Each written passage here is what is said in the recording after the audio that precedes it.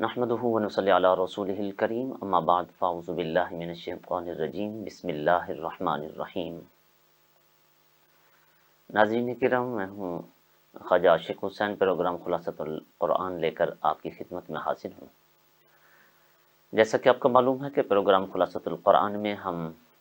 ہر روز ایک قرآن کریم کے ایک پارے کا خلاصہ بیان کرتے ہیں تاکہ مضامین قرآن کا ہمیں پتہ چل جائے کہ اللہ کریم جل جلالہ نے ان آیات مقدسہ میں مومنوں کے متعلق کیا فرمان جاری کیا ہے۔ آج ہمارا سلسلہ گفتگو دوسرا پارہ ہے، تو دوسرے پارے کی جو ابتدا ہے وہ تحویل قبلہ سے تعلق رکھتی ہے، اور آیہ نمبر 142 سے یہ دوسرا پارہ سٹارٹ ہو رہا ہے۔ مسجد حرام، جس کو خانہ کعبہ بھی کہا جاتا ہے، اس سے حضور اکرم صلی اللہ علیہ وسلم اور باقی تمام مہاجر صحابہ کو بالخصوص بہت شدید محبت تھی، اور اس سے پہلے جو ہے یعنی یہ قبلہ بننے سے پہلے بیت المقدس کو جو ہے وہ قبلے کی حیثیت حاصل تھی۔ مدینہ منورہ ہجرت کے بعد مہاجر صحابہ کے لیے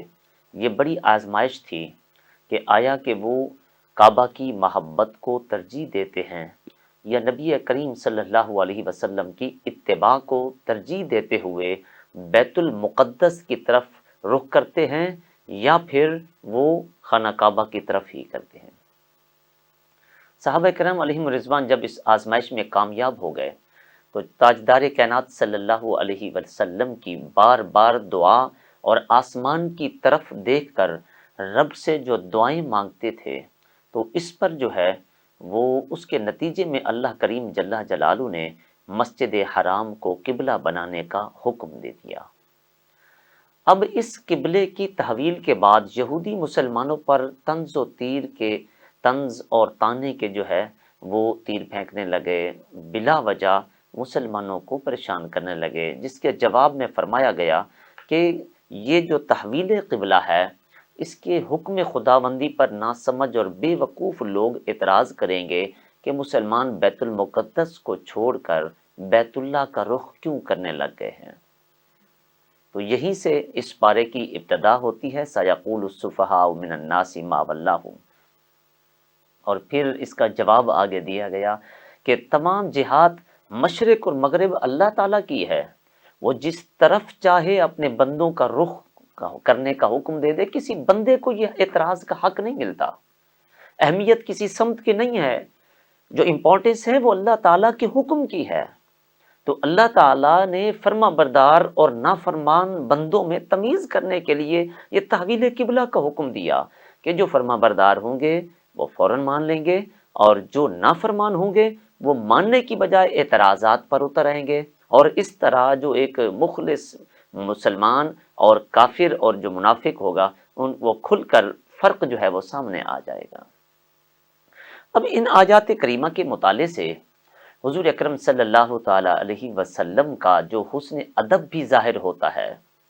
کہ آپ جس قدر شدت کے ساتھ وحی کا انتظار کرتے تھے اور اپنی بار بار نگاہیں جو ہیں وہ آسمان کی طرف اٹھاتے تھے، تو خالق کائنات جل جلالہ نے محبوب کریم کا آسمان کی طرف رخ انور کو اٹھانا، اس کی بھی تعریف فرمائی ہے، اس انداز کو بھی بیان فرمایا ہے۔ اللہ اکبر کہ حضور اکرم صلی اللہ تعالی علیہ وسلم قد نرا تقلب وجهک فی السماء، فرمایا ہم دیکھ رہے ہیں کہ بار بار آسمان کی طرف آپ کا منہ اٹھانا، یعنی تحویل قبلہ کا سوال حضور اپنے لبوں پر نہیں لاتے، اس لیے نہیں لاتے کہ نامعلوم اللہ کی مرضی کیا ہے۔ شاید اسی مناسبت سے اللہ تعالیٰ نے تحویل قبلہ کا حکم دینے کے فوراً بعد اہل ایمان پر اس نعمت کا جو ہے وہ تذکرہ فرمایا ہے جو انہیں سراج منیر اور بشیر نذیر صلی اللہ علیہ وسلم کی صورت میں عطا ہوئی ہے۔ اللہ اکبر۔ اب تو مستقل قبلہ کا تعین اللہ تعالیٰ کا بڑا احسان، اور ہدایت اور تعلیم کے لیے اس عظیم و شان ختم المرتبت رسول کریم صلی اللہ علیہ وسلم کی بعثت بھی ایک بے مثال اللہ تعالیٰ کا فضل اور بہت بڑا انعام تھا۔ اب ان جو تحویل قبلہ کی جو آیات ہیں ان کو علماء کرام نے بڑی اہمیت دی ہے، اور بہت سارے مسائل اور قواعد و قوانین ان آیات سے جو ہے وہ اخذ فرمائے ہیں۔ اب اس سے ایک جو ہے یہ بھی ثابت ہوتا ہے کہ دین اسلام محض چند ایک مذہبی رسوم کا نام نہیں جو عبادت خانوں میں مساجد میں جا کر اور خانقاہوں میں ادا کیا جاتا ہے، نہیں، بلکہ اس دین کا تعلق زندگی کے ہر شعبے سے ہے۔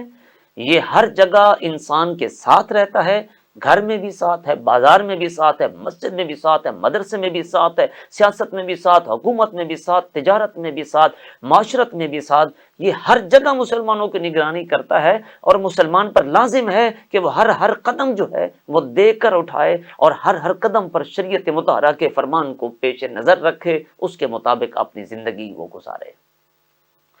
اب تحویل قبلہ کی بحث کے دوران اللہ تبارک و تعالیٰ نے اس حقیقت کی طرف رہنمائی فرمائی ہے کہ ہر انسان کا ایک مانوی قبلہ بھی ہوتا ہے، ایک جس کو اپنا مطلوب اور مقصود بناتا ہے۔ ایک ظاہری قبلہ، ایک مانوی قبلہ ہے۔ مثال کے طور پر ظاہری قبلہ جو ہے وہ خانہ کعبہ کی جو مکہ مکرمہ کی بلڈنگ کی عمارت ہے وہ ہے، لیکن مانوی قبلہ جو ہے وہ پوری سمت ہے۔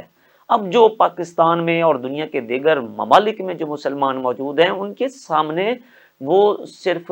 جو ہے وہ جو خانہ کعبہ کی بلڈنگ ہے وہ تو سامنے نہیں ہوتی، لیکن مانوی قبلہ ہوتا ہے جس کو اپنا مطلوب و مقصود بناتا ہے۔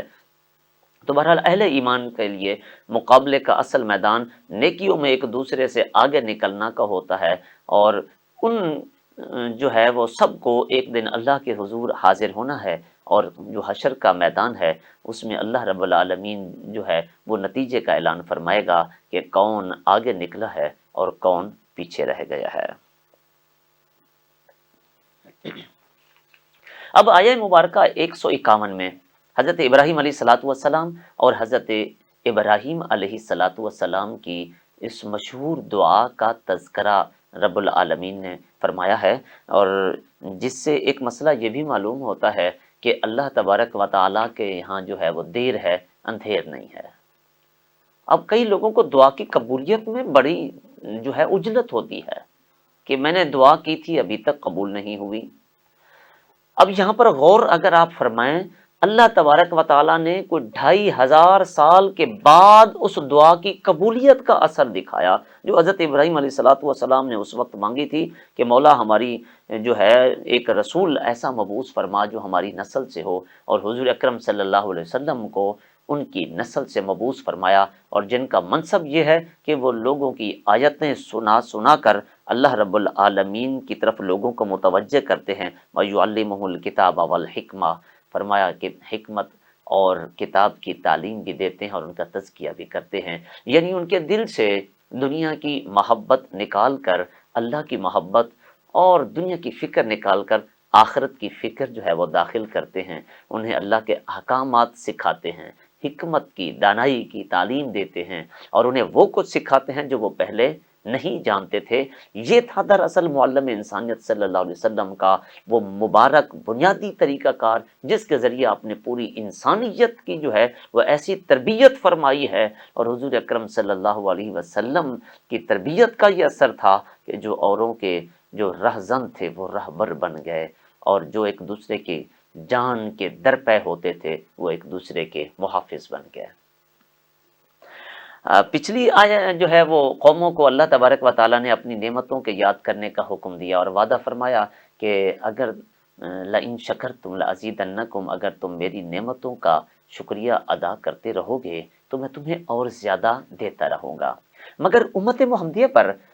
یہ احسان اور انعام اللہ رب العالمین نے جو ہے وہ فرمایا ہے، کیا فرمایا اگر تم میرا ذکر کرو گے تو میں تمہارا ذکر کروں گا، فاذکرونی اذکرکم۔ اور گویا جو مومن ہوتا ہے وہ ذکر الہی اس کی زندگی میں ایک بہت بڑا قیمتی جو ہے وظیفہ ہوتا ہے۔ حضرت ابو ماجد علیہ الرحمہ فرماتے ہیں کہ میں صوفیہ سے بہت محبت رکھتا تھا، میرے دل میں ان کی جو ہے وہ بڑی عقیدت اور محبت تھی، اور ایک دن میں ان کے پیچھے پیچھے ملنے کے لیے ایک عالم کی جو ہے وہ مجلس میں آ پہنچا۔ میں نے اس مجلس میں ایک نوجوان کو دیکھا کہ جس کی زیارت کرنے کے لیے لوگ بے تاب تھے۔ اس نوجوان کی عادت یہ تھی کہ جب وہ اللہ اللہ کی صدائیں سنتا تھا تو اپنے آنسوؤں پر قابو نہیں رکھ سکتا تھا، عین جوانی کا علم تھا، اس طرح سے روتے تڑپتے دیکھ کر مجھے بڑا تعجب ہوا۔ میں نے اس بزرگ سے، اس نوجوان کے بارے میں پوچھا، اس صوفی بزرگ سے کہ یہ کون ہے نوجوان؟ تو انہوں نے بتایا کہ یہ توبہ کے بعد اس طرح اشک باری کرتا ہے اور نوافل کی ادائیگی میں مصروف ہو جاتا ہے تو اس کا دل بہت نرم ہے، گداز ہے۔ محبت الہی کی کوئی بات سننے کے بعد یہ خود جو ہے وہ اپنے آپ میں قابو میں نہیں رہ پاتا۔ جب اس نے یہ آیہ کریمہ سنی ہے کہ فَاذْكُرُونِی أَذْكُرْكُمْ، تم میری یاد کرو گے میں تمہارا چرچا کروں گا، اس آیہ کریمہ کو سننے کے بعد وہ اپنی جگہ سے اٹھ کھڑا ہوا، کہنے لگا ہے میرے پروردگار، وہ ذلیل و رسوا ہو گیا جس کے دل میں تیری یاد کے علاوہ کچھ اور سمایا ہوا ہے، اور اے دلوں کے سکون، اے اس بھری کائنات میں تیرے سوا کون ہے جسے یاد کیا جائے۔ تو وہ نوجوان جو ہے، یعنی یہ وہ مبارک آیہ مبارک ہے، آج ہمیں ضرورت ہے کہ ہم رب کا ذکر کریں تو رب تعالیٰ ہمارا ذکر کرے گا، ہماری یاد کرے گا۔ آج ہم رب کو تو یاد کرتے نہیں، ہمیں شکوہ ہوتا ہے ہمارا فلاں مسئلہ ہے، فلاں مسئلہ ہے، فلاں پریشانی ہے، فلاں دکھ ہے، فلاں تکلیف ہے، یہ ختم نہیں ہو رہے۔ ارے بھائی، یہ دکھ و تکلیفوں کا مداوع صرف کورٹ کچہری عدالتوں میں یا ڈاکٹر حکیموں ہسپتال میں نہیں ہے، بلکہ وہ تکلیف دینے والی بھی وہی ذات ہے، اور راحت و چین اور سکون اور اس دکھ کے جو مداوع ہوتا ہے وہ بھی اسی ذات سے ہی ملا کرتا ہے۔ آیہ مبارکہ 153 سے لے کر 157 تک اہل ایمان سے خطاب کی ابتدا ہوتی ہے۔ انہیں بتایا جا رہا ہے کہ ہجرت کے بعد اب امتحان اور آزمائش کی نئی صورتیں تمہارے سامنے آئیں گی۔ اب تم پر جو ہے وہ جنگی فرائض جو ہے وہ عائد کیے جائیں گے۔ جو لوگ اللہ کی راہ میں جہاد کرتے ہوئے مارے جائیں، وَلَا تَقُولُوا لِمَن يُقْتَلُ فِي سَبِيلِ اللَّهِ أَمْوَاتٌ، ان کو مردہ مت کہو، وہ ایسی شاندار زندگی پا لیتے ہیں جس کا شعور اس دنیا میں ممکن نہیں ہے۔ اور ایک بات اور بھی یہاں پر قابل غور ہے، اس کے بعد بتائیں گے کہ دین پر عمل صرف عبادات تک محدود نہیں، بلکہ اس کی تبلیغ، غلبہ اسلام کی جد و جہد بھی کرنی ہوگی۔ اس جد و جہد کے دوران کئی آزمائشیں آئیں گی، کئی امتحانات آئیں گے۔ ان آزمائشوں اور امتحانات میں جان اور مال کی قربانیاں پیش کرنی پڑیں گی۔ تو بشارت ان خوش نصیبوں کے لیے ہے جو ہر طرح کی آزمائشوں کا دیوانہ وار مقابلہ کرتے ہیں، اور ایسے ہی لوگوں پر اللہ تعالیٰ کی عنایات اور انعامات کی اور اس کی نوازشات کی بارش ہوتی رہتی ہے، اور یہی لوگ جو ہے وہ ہدایت والے ہیں۔ اس کے بعد بتایا گیا کہ حج و عمرہ کے موقع پر کیے جانے والے اعمال، اور خصوصاً صفا اور مروہ کی جو سعی ہے، یہ شعائر اللہ میں سے ہے، اسلامی شعائر میں سے ہے۔ اللہ تعالیٰ کے نازل کردہ دلائل اور ہدایت کے واضح احکام کو چھپانے والے وہ جو لانتی ہے، وہ اللہ کی لعنت کے مستحق ہیں۔ لیکن توبہ طائب ہو کر اپنا رویہ درست کر لیں تو احکام خداوندی کو بیان کرنے لگ جائے تو اس لعنت سے فرمایا کہ وہ بری ہو سکتے ہیں۔ معبود حقیقی ایک ہی ہے، وہ اللہ رب العالمین ہے، اس کے علاوہ کوئی عبادت کے لائق نہیں ہے۔ اس کی رحمت تمام مخلوقات کے لیے ہے، اور اہل ایمان پر تو اس کی خصوصی جو ہے وہ رحمت ہے۔ کائنات کی ساری چیزیں، آسمان ہے، زمین ہے، اور دن رات کی یہ جو ترتیب ہے، اور انسانی نفع کے لیے پانی میں چلنے والی چاہے وہ کشتیاں ہوں یا بادل ہوں، یا پھر یہ دوسرے زمین سے نکلنے والے پھل ہیں، سبزیاں ہیں، کائنات میں یہ دوسری اور چیزیں ہیں، یہ فرمایا یہ سب اللہ کی وحدانیت کے عقلی دلائل ہیں۔ اللہ کے مقابلے میں معبودان باطل کو اگر سامنے لایا جائے، بتوں کو، کفار جو دیگر جن چیزوں کی عبادت کیا کرتے تھے، ان میں سورج بھی شامل ہے اور چاند، زمین بھی، درخت وغیرہ بھی، تو فرمایا کہ اللہ رب العالمین کے ان جو معبودان باطل ہیں، ان کے ماننے والے قیامت کے دن پچھتائیں گے اور ایک دوسرے سے برات کا اظہار کریں گے، مگر جہنم سے کسی طرح بھی بچ نہیں سکیں گے۔ اس سے آگے اللہ تبارک و تعالیٰ نے آیہ نمبر 100 72 اور 173 میں حکم دیا کہ اللہ کی عطا کردہ نعمتوں کو کھاؤ اور اس کا شکر ادا کرو۔ پھر 4 چیزیں جو قطعی طور پر جو حرام ہیں ان کا جو ہے وہ ذکر کیا گیا، اور اس میں ایک فرمایا مردار، پہلی چیز، یعنی اس سے وہ حلال جانور مردار ہے جو یا تو طبی موت پر مر گیا ہو۔ دوسرا، ذبح کرتے وقت بہنے والا خون، اور تیسرا خنزیر کا گوشت، اور وہ حلال جانور جس پر ذبح کرتے وقت غیر اللہ کا نام لیا گیا ہو۔ تو اللہ تعالیٰ نے یہ جو ہے وہ 4 چیزوں کو حرام بیان فرمایا ہے، ڈکلیئر کر دیا ہے۔ اس کا ضابطہ بھی اللہ تبارک و تعالیٰ نے جو ہے وہ فرما دیا ہے کہ اگر جان بچانے کے لیے ضرورت کے وقت جو ہے وہ حرام بھی اگر کسی نے کھا لیا، حرام استعمال کر لیا، تب بھی گناہ نہیں ہے، لیکن صرف جان بچانے کے لیے۔ اس سے اگلی آیتوں میں اللہ تبارک و تعالیٰ نے علماء پر جو غضب فرمایا ہے اس کا ذکر کیا ہے، جو اللہ کی کتاب کی تعلیمات کو چھپاتے ہیں اور تھوڑی سے قیمت لے کر، معمولی پیسے لے کر لوگوں کی خواہشات کے مطابق فتوے دے دیتے ہیں، اور ایسے لوگ فتویٰ فروشی کے ذریعے اپنے پیٹ میں آگ بھر رہے ہیں۔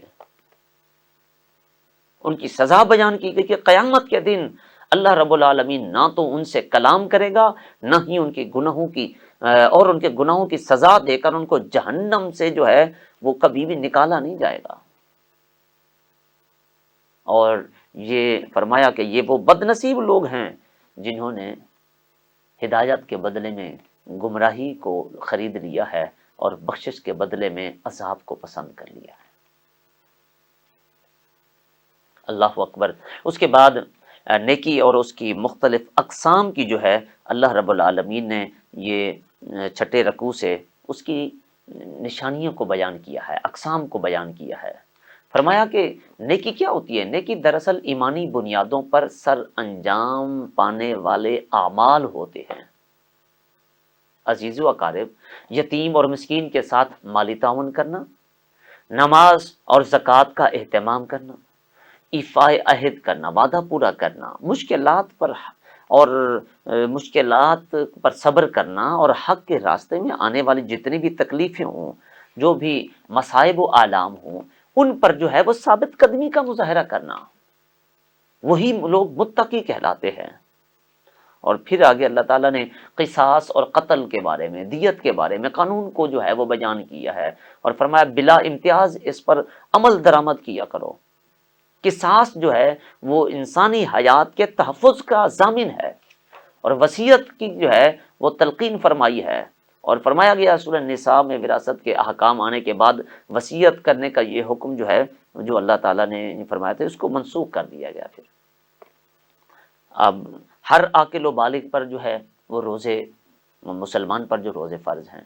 روزے اگر واقعی تمام آداب کا لحاظ رکھتے ہوئے رکھے جائیں تو انسان میں تقویٰ پیدا کرنے کے ساتھ انسانی احساسات کو بھی بیدار کر دیتے ہیں۔ یعنی جب آپ روزہ رکھ رہے ہیں، جب آپ خود کبھی اگر بھوکے نہیں رہے تو آپ کو کسی بھوکے کی جو ہے کیا قدر محسوس ہوگی، لیکن کوئی شخص آپ کے سامنے آ کے اگر دستے سوال دراز کرتا ہے، کوئی منگتا، کوئی بھکاری آ کے مانگتا ہے میں بھوکا ہوں، اگر آپ بھوکے رہے ہوں گے تو آپ کو کم از کم اس بھوکے کی جو ہے وہ اس حالت دیکھ کر اپنی بھوک یاد آ جائے گی، اور پھر احساس ہوگا کہ جب میں بھوکا ہوتا تھا تو کیا کیفیت ہوتی تھی، آج یہ شخص میرے پاس بھوکا جو آیا ہے لہٰذا مجھے کچھ نہ کچھ اسے دے دینا چاہیے۔ یعنی انسانی احساسات کو بھی اجاگر کیتا ہے۔ اور پھر بتایا گیا اللہ رب العالمین نے کہ جس مہینے میں یہ تم پر روزے جو ہے وہ فرض کیے گئے ہیں اسے یہ خصوصیت اور فضیلت بھی حاصل ہے کہ اس میں قرآن جیسی عظیم و شان کتاب نازل ہوئی ہے۔ اور پھر اس کے بعد اللہ رب العالمین نے فرمایا کہ روزے کے مسائل پر روشنی ڈالتے ہوئے کہ بیماری یا سفر کی حالت میں عارضی طور پر روزے چھوڑنے کی رخصت ہے جن کی بعد میں قضا ہوگی، اور اس امر کا بھی بیان ہے کہ جو شخص انتہائی ضعیف ہو، کمزور ہو یا شدید بیماری کی وجہ سے روزہ نہ رکھ سکتا ہو تو پھر اسے فی روزہ ایک مسکین کا 2 وقت کا کھانا بطور فدیہ دینا ہوگا۔ رمضان المبارک میں اس کی راتوں کو جو ہے کھانے پینے سے ابتدائی اسلام میں جو ہے راتوں کو کھانے پینے کی اور بیویوں سے ملنے کی اجازت نہیں ہوتی تھی، لیکن بعد میں جو ہے ان آیات مبارکہ میں جو ہے پھر اس کی اجازت عطا کر دی گئی، اور اعتکاف کے عمل کا بھی تذکرہ جو ہے روزہ رکھنے کے جو ابتدائی اور انتہائی وقت ہے اس کا بھی ذکر کیا گیا، اور اس کے ساتھ ساتھ لوگوں کو جو ہے لوگوں کے ساتھ جو ہے وہ حسن سلوک کرنے کا جو ہے وہ حکم دیا گیا کہ ناجائز طریقے سے لوگوں کا مال مت کھاؤ، ناجائز طور پر لوگوں کو مقدمات میں الجھانے سے جو ہے وہ باز رہو، اور پھر جو ہے وہ چاند کا آگے بیان کیا گیا، یسألونک عن الاہلہ، کہ آپ سے چاند کے بارے میں سوال کرتے ہیں، تو قمری مہینے کے مختلف ایام میں چاند کے چھوٹا بڑے ہونے کی جو ہے وہ حکمت بیان کی گئی ہے کہ اوقات کے انضباط اور حج وغیرہ کی تاریخوں کے تعین کے لیے ایسا کیا جاتا ہے۔ دنیا سے برائی کو ختم کرنے کے لیے اللہ تعالیٰ نے قاتلوا فی سبیل اللہ اس کا حکم دیا کہ لوگوں کے ساتھ جو ہے وہ جنگ کرو، قتال کرو، اور پورے مکی دور میں مسلمانوں کو کفار کے ساتھ مقابلے میں لڑنے کا کہیں بھی حکم نہیں دیا گیا، بلکہ محض صبر کرنے کا حکم دیا، اور ہر تشدد کے جواب میں ہاتھ نہ اٹھانے کا حکم تھا، فرمایا بس صبر کرتے رہو۔ اب جو ہے وہ اجازت دے دی گئی کہ اینٹ کا جواب پتھر سے دو، حدود حرم کو مشرکین کی نجاست سے پاک ہونے اور اللہ کے دین کے غالب ہونے تک جنگ جاری رکھو، اور دنیا میں جان و مال کا جہاد ہی تمہاری سلامتی اور بقا کا ضامن ہے۔ قرآن کریم نے جو ہے اسی کو ہی انسانی بقا کی ضمانت قرار دیا گیا، اور پھر جہاد کا فلسفہ، جہاد کے مقصد کو جو ہے وہ آگے اللہ رب العالمین نے بیان فرمایا کہ جہاد کا مقصد اعلاء کلمت اللہ ہے، کیونکہ حق اور باطل اور خیر و شر کے درمیان ٹکراؤ ہمیشہ سے تھا اور ہمیشہ رہے گا، ازل سے تھا ابد تک رہے گا، اس لیے جہاد بھی ہمیشہ سے ہے اور ہمیشہ رہے گا۔ مسلمانوں پر لازم ہے کہ وہ جہاد کے لیے ہمیشہ تیار رہیں، دشمن کے سامنے کمزوری نہ ظاہر کریں، اور وگرنہ جو ہے وہ جس طرح کسی شاعر نے کہا تھا کہ ورنہ جرم ضعیفی کی سزا مرگ مفاجات کے سوا کچھ نہیں ہے۔ آیہ نمبر 196 سے حج عمرہ کے احکام اللہ تعالیٰ نے جو ہے وہ بیان فرمائے ہیں۔ 9واں رکوع یہاں سے سٹارٹ ہوتا ہے۔ تو اسلام کے ارکان میں سے ایک اہم رکن حج بھی ہے۔ اللہ تعالیٰ چاہتا ہے کہ پوری دنیا سے مسلمان سال میں ایک بار مساوات کا عملی مظاہرہ کرتے ہوئے اس جو مقدس شہر ہے اس میں جمع ہوں، وہاں اس کے بتائے ہوئے مخصوص طریقے کے مطابق حج کریں، اس کے مناسک اور اعمال جو ہے وہ بجا لائیں، اور اس کے بعد اللہ تعالیٰ نے جو ہے وہ دو کرداروں کا جو ہے وہ ذکر کیا۔ ایک ناپسندیدہ کردار ہے، اور وہ یہ ہے کہ انسان گفتگو میں تو دوسروں کو دل موہ لے، اچھی اچھی باتیں کریں، لیکن کردار اور عمل کے اعتبار سے جو ہی موقع ملے وہ دوسروں کی جان اور مال اور ان کی املاک سے کھیلنے کی کوشش کرے۔ فرمایا ایسے کردار کا جو انجام ہے وہ جہنم ہے۔ اور دوسرا کردار جو ہے اس کے مقابلے میں ایک پسندیدہ کردار، اور فرمایا وہ پسندیدہ کردار یہ ہے جو اللہ تعالیٰ کی رضا حاصل کرنے کے لیے اپنا سب کچھ لٹانے کے لیے آمادہ ہو۔ تو رب العالمین ایسے پرخلوص لوگوں کے حق میں جو ہے وہ انتہائی مہربان ہے۔ اگلی آیات میں بتایا گیا کہ حقیقت ایمان اللہ تعالیٰ کے ساتھ اپنی جان کا سودا ہے، اور اسلام بعض چیزوں کو قبول کرنے کی اور بعض کو جو ہے وہ رد کرنے کا نام نہیں ہے، بلکہ حقیقت اسلام کی یہ ہے کہ اللہ تعالیٰ اور اس کے رسول صلی اللہ علیہ وسلم کے تمام احکام کو منوعاً جو ہے وہ قبول کیا جائے۔ جو بھی اللہ رسول کا حکم ہے، امر بالمعروف ہے یا نہیں، منکر ہے نہیں، کہ کسی چیز سے رکنے کا حکم ہے ہو یا کوئی کام کرنے کا حکم ہو، یہ نہیں ہو سکتا کہ بعض باتیں جو آپ کو پسند ہیں انہیں قبول کر لیں، جو پسند نہیں ہے انہیں رد کر دو، میٹھا میٹھا ہپ ہپ، کڑوا کڑوا تھو تھو، یہ تو کوئی بات نہیں ہے۔ یعنی اسلام جو ہے پک اینڈ چوز کا نام نہیں ہے، جو آپ کو دل کرے من میں چاہے جو کر لیں۔ آج ہم ایسے مسلمان ہیں، ہم یہی طرز عمل ہوتا ہے عمومی طور پہ ہمارا۔ تو واضح ہدایات آ جانے کے باوجود اسلام میں پورے کے پورے اسلام پر عمل کرنا اس بات کا مظہر ہے، اس کی نشانی ہے کہ انسان جو ہے قیامت کے دن کا انتظار کر رہا ہے، اور جس دن اللہ تعالیٰ فرشتوں کے ساتھ زمین پر جلوہ افروز ہوگا، تمام معاملات کا فیصلہ جو ہے وہ اسی دن چکا دیا جائے گا۔ ناظرین، یہاں وقت ہوا ہے ایک بریک کا، ملتے ہیں ایک مختصر سے بریک کے بعد۔ کورونا میں احتیاط کا سبھی بولتے ہیں، مگر مکمل احتیاط کوئی بھی نہیں کرتا۔ مکمل احتیاط کرے پلایا ڈس انفیکٹنٹ، جو صرف باہر سے نہیں اندر سے بھی کرے ڈس انفیکٹ۔ گھر، دفتر، مسجد، شاپنگ مالز، ہاسپٹلز، کسی بھی جگہ فروٹس، ویجیٹیبلز اور روزمرہ کے استعمال کی چیزوں کو کرے مکمل ڈس انفیکٹ۔ WHO کی ریکمینڈیشنز کے مطابق تیار کیا گیا اور پاکستان کی تمام مستند لیبارٹری سے سند یافتہ پلایا ڈس انفیکٹنٹ، جو کرے ہر طرح کے جرمز اور وائرسز کا 99.9% خاتمہ، اور دے مکمل تحفظ۔ یہ ہوئی مکمل احتیاط کی بات۔ پلائر 1، 3، 5، 10 اور 30 لیٹر کی پیکنگ میں دستیاب ہے۔ الحمدللہ، الفلاح ماڈرن سٹی، جس کا شمار ملتان کے کامیاب ترین ہاؤسنگ پروجیکٹس میں ہوتا ہے، ہم نے جو وعدہ کیا وہ پورا کیا۔ ترقیاتی کام تقریباً 90% مکمل ہو چکے ہیں، صرف چند پلاٹس بہت اچھی لوکیشن پر باقی ہیں۔ ہمارے پلاٹ ہولڈرز دوسروں سے زیادہ مطمئن نظر آتے ہیں، کیونکہ انویسٹمنٹ اور لوکیشن کی جنوبی پنجاب میں ایسی کوئی مثال نہیں۔ الفلاح ماڈرن سٹی، جہاں فل پروف سیکورٹی سے آراستہ خوبصورت انٹری گیٹ، حسن جمال سے آراستہ مسجد، کشادہ metal road, street lights, family parks. آج ہی آئیں اور دیکھیں ملتان میں ایک حسین جہان۔ الفلاح ماڈرن سٹی، بکنگ کے لیے ہمارے سائٹ آفس تشریف لائیں، نمائندہ موقع پر موجود ہے۔ Alfalah modern city, Multan public school road, Multan. Head office Alfalah defence city, Mateetal road, Multan. 0300 2273 23 0302 744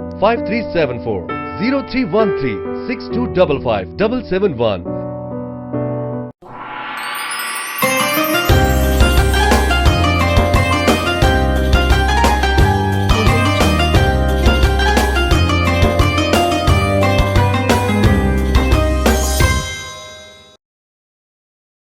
بسم اللہ الرحمن الرحیم، ویلکم بیک ناظرین کرام، آپ دیکھ رہے ہیں پروگرام خلاصۃ القرآن۔ ہم ذکر کر رہے تھے آیہ مبارکہ 213 کے حوالے سے کہ اس میں اللہ تبارک و تعالیٰ نے بتایا کہ تمام لوگ جو ہیں اپنی اصل کے اعتبار سے ایک تھے، پھر اللہ تعالیٰ نے نظام رسالت قائم فرمایا، ہر دور کے لوگوں کے لیے کتاب ہدایت نازل کی، اور اس کے بعد انسانیت دو گروہ میں بٹ گئی، ایک اہل حق یعنی جو انبیاء کرام کا پیروکار، اور دوسرے اہل باطل یعنی جو خواہشات نفس اور شیطان کے پیروکار تھے۔ تو اس کے بعد اللہ تعالیٰ نے فرمایا کہ لوگوں،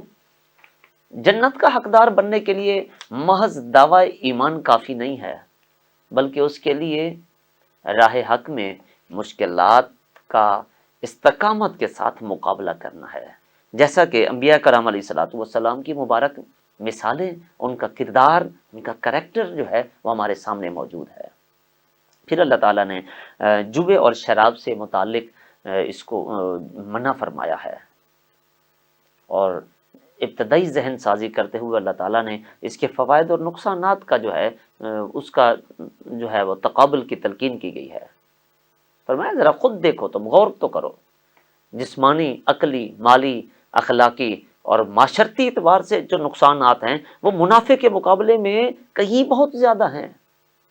اور حضور اکرم صلی اللہ تعالیٰ علیہ وسلم نے جو ہے وہ شراب کو ام الخبائث قرار دے دیا، یعنی تمام خباثتوں اور برائیوں کی جڑ ہے۔ تو آج مسلمان کو چاہیے کہ ان چیزوں سے جو ہے وہ دور رہے، اور اس کے بعد اللہ تبارک و تعالیٰ نے یتیموں کے ساتھ حسن سلوک کا، ان کی کفالت کرنے کا حکم دیا ہے۔ نکاح کے میں توحید پرست کو بت پرستوں پر ترجیح دینے کا حکم ہے۔ پھر خواتین کو مخصوص مسائل درج ہیں جن میں کہ حالت مخصوص ایام میں اپنی بیویوں سے دور رہنے کا حکم دیا گیا، کیونکہ حیض کے دوران ایسی نجاست اور ایسے جراثیم پوشیدہ ہوتے ہیں جن کی وجہ سے میاں بیوی دونوں کی صحت خطرے میں پڑ سکتی ہے، اور البتہ آپس میں اٹھنے بیٹھنے سے بوسو کنار اور کھانے پینے کی اجازت دی گئی، جبکہ یہودی جو ہے وہ اس بات کی بھی اجازت نہیں دیتے تھے ان کے مذہب میں، اور نصارہ کے نزدیک جو ہے وہ جماع کرنا جو ہے وہ بھی برا تھا، معاذ اللہ وہ برا، نصارہ جو ہے وہ بھی ان کے نزدیک ان سے جو ہے مراقبت کرنا یہ بھی برا نہیں سمجھا جاتا تھا۔ گویا اسلام نے دوسرے بہت سارے معاملات کی طرح اس معاملے میں بھی افراد و تفرید کی بجائے اعتدال کی راہ اختیار کی ہے اور ہمیں وہ تعلیم دی ہے۔ جھوٹی قسموں سے بچنے کے لیے اللہ تبارک و تعالیٰ نے ترغیب دی ہے اور فرمایا کہ اگر کوئی شخص یہ قسم کھا بیٹھے کہ میں اپنی بیوی کے پاس جو ہے وہ نہیں جاؤں گا یا اپنی بیوی کو اپنے اوپر حرام کر لے، الا اس کو فقہ کی جو ٹرم ہے اس میں کہا جاتا ہے۔ اسی طرح بچوں کو دودھ پلانے کی جو رضاعت کی مدت ہے وہ بھی 2 سال مقرر کی گئی۔ زچہ بچہ کی کفالت کی جو ذمہ داری ہے وہ شوہر کے ذمہ رکھی گئی۔ شوہر کے انتقال کی صورت میں عورت کو 4 ماہ 10 دن تک جو ہے وہ عدت گزارنے کا حکم دیا گیا، اور عدت کے ایام میں نکاح یا منگنی کے موضوع پر گفتگو کی بھی ممانعت کی گئی۔ اور سورہ بقرہ میں اس جتنی تفصیل کے ساتھ طلاق، عدت اور رضاعت کے مسائل بیان کیے گئے ہیں، اتنی تفصیل کسی اور صورت میں جو ہے وہ نظر نہیں آتی ہے۔ اس میں یہ جان لینا جو ہے وہ ضروری ہے کہ اللہ کی نظر میں طلاق کے قابل نفرت ہونے کے باوجود بھی مخصوص حالات اور مجبوریوں کی بنا پر طلاق کی اجازت دی گئی، کیونکہ بعض اوقات میاں بیوی میں کوئی ایک ایسا ہوتا ہے جو اپنی بد اخلاقی، بد کرداری یا کسی باغی رویے کی وجہ سے گھر کو جہنم کا منظر بنا دیتا ہے، جہاں پھر سکون نام کی کوئی چیز نہیں ہوتی۔ ایسی صورت میں تو طلاق کے سوا پھر کوئی چارہ نہیں ہوتا۔ اس سے آگے اللہ کریم جل جلالہ نے آیہ نمبر 229 میں بیان فرمایا کہ صریحاً جو 2 طلاقیں ہوں، خواہ کٹھی دی جائیں یا الگ الگ دی جائیں، تو 2 طلاقیں دینے کے بعد شوہر کو یک طرفہ طور پر رجوع کا حق حاصل ہوتا ہے، یعنی 2 طلاق کے بعد جو ہے وہ رجوع کر سکتا ہے، گنجائش باقی رہتی ہے، اور اگر تیسری طلاق دے دے تو بیوی اس پر حرام ہو جائے گی، یعنی اب براہ راست یا عقد ثانی کے ذریعے رجوع کی گنجائش نہیں ہے، سوائے اس کے کہ وہ عورت عدت گزرنے کے بعد اپنی مرضی سے کسی اور شخص سے نکاح کرے اور وہ شخص اپنی مرضی سے اسے طلاق دے، تو وہ صرف اس صورت میں اپنے پہلے والے سابق شوہر سے نکاح کر سکتی ہے۔ اب اس میں جو ہے وہ آگے خلع کا بیان بھی ہے کہ اگر زوجین کو یہ اندیشہ ہو، یہ خدشہ ہو کہ اللہ کی حدوں میں رہتے ہوئے وہ ان کے لیے ازدواجی تعلق قائم رکھنا نہایت مشکل ہے، اور عورت جو ہے وہ آزادی چاہتی ہے، تو اپنے مہر سے دستبردار ہو کر یا مالی بدل کے ذریعے شوہر کی رضامندی سے، یعنی اتنے پیسے دے دے، میں اتنے جو ہے وہ آفر کرا دے، شوہر کی رضامندی سے خلع لے سکتی ہے۔ اور خلع جو ہے ایک طلاق بائن کے حکم میں ہوتا ہے۔ خلع اور چیز ہوتی ہے، تنسیخ نکاح الگ چیز ہوتی ہے، یہ ذہن نشین رکھنا چاہیے۔ اور نکاح کے بعد اگر بیوی سے ملاقات سے پہلے ہی طلاق اور علیحدگی کی نوبت آ جائے تو جو مہر متعین ہونے کی صورت میں جتنا مہر مقرر کیا گیا تھا اس کا آدھا مہر جو ہے وہ ادا کرنا لازم ہوگا۔ ان شرعی اصول و ضوابط کی پابندی جو ہے وہ اللہ تعالیٰ کا حق ہے، لہٰذا ایک دوسرے کے لیے پریشانی اور مسائل کرنے کے لیے شرعی قواعد و ضوابط کو پامال نہ کیا جائے۔ اس کے بعد اللہ تبارک و تعالیٰ نے نماز کی پابندی اور اس کے اہتمام کی تلقین کی ہے کہ کسی خوف یا خطرے کی وجہ سے اگر کھڑے ہو کر نہ پڑھ سکیں تو سواری پر ہی ادا کر لیں۔ نماز صرف اللہ تعالیٰ کو یاد رکھنے کا ذریعہ ہی نہیں ہے، بلکہ آخرت کی جواب دہی کے لیے ایک یاد دہانی کی ایک مؤثر صورت ہے۔ دیکھو معلوم ہوتا ہے میں رب کے حضور کھڑے ہونا ہے، جس طرح نماز میں کھڑے ہو کر اللہ کی بارگاہ میں کھڑے ہوتے ہیں، ایسے ہی یوم یقوم الناس لرب العالمین کے مصداق کہ اسی طرح رب العالمین کے سامنے ایک دن جواب دہی کے لیے بھی کھڑا ہونا پڑے گا، اور انسان کو جب یہ احساس ہو کہ مجھے کسی کے سامنے جواب دینا ہے، تو پھر یہ احساس جو ہے انسان کو، چاہے وہ طلاق اور نکاح کے معاملات ہوں یا کوئی بھی معاملہ ہو، بندے کو اللہ کی نافرمانیوں سے بچاتا ہے۔ لہٰذا جو شخص نماز پڑھے لیکن باقی معاملات میں شریعت کی پابندی نہ کرے، اس کی نماز در حقیقت نماز ہے ہی نہیں۔ دین جو ہے، میں نے پہلے عرض کیا ہے، محض نماز روزے کا نہیں ہے۔ اصل میں جو شخص معاملات میں اچھا آدمی ہے وہی زیادہ دیندار ہے۔